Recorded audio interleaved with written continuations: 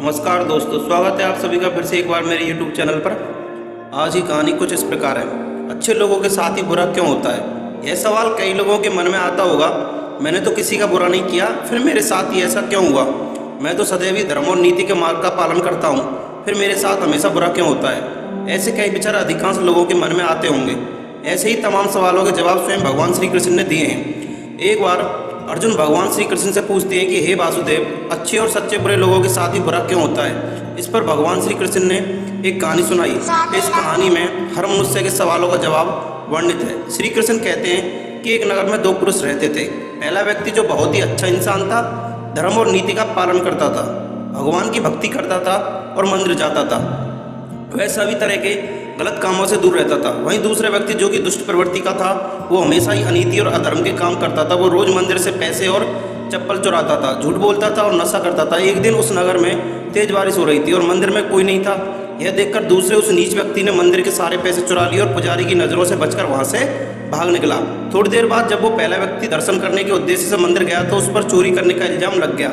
वहां मौजूद सभी लोगों से भला बुरा कहने लगे। उसका खूब अपमान हुआ। जैसे तैसे करके वह व्यक्ति मंदिर से बाहर निकला और बाहर आते ही एक गाड़ी ने उसे टक्कर मार दी। वह व्यक्ति बुरी तरह से चोटिल हो गया। इसी वक्त मंदिर से दूर भागते समय उस दुष्ट व्यक्ति को एक नोटों से भरी पोटली हाथ लगी। इतना सारा धन देखकर वह दुष्ट खुशी से पागल हो गया और बोला कि आज तो मजा ही आ गया। पहले मंदिर से इतना धन मिला और फिर ये नोटों से भरी पोटली। दुष्ट की यह बात सुनकर पहला व्यक्ति दंग रह गया। उसने घर जाते ही घर में मौजूद भगवान की सारी तस्वीरें निकाल दी और भगवान से नाराज होकर जीवन बिताने लगा। सालों के बाद जब उन दोनों की मृत्यु हो गई और दोनों यमराज के सामने गए तो उस व्यापारी ने नाराज स्वर में यमराज से प्रश्न किया कि मैं तो सदैव ही अच्छे कर्म करता था, जिसके बदले मुझे अपमान और दर्द मिला, और इस अधर्म करने वाले दुष्ट को नोटों से भरी पोटली, आखिर क्यों?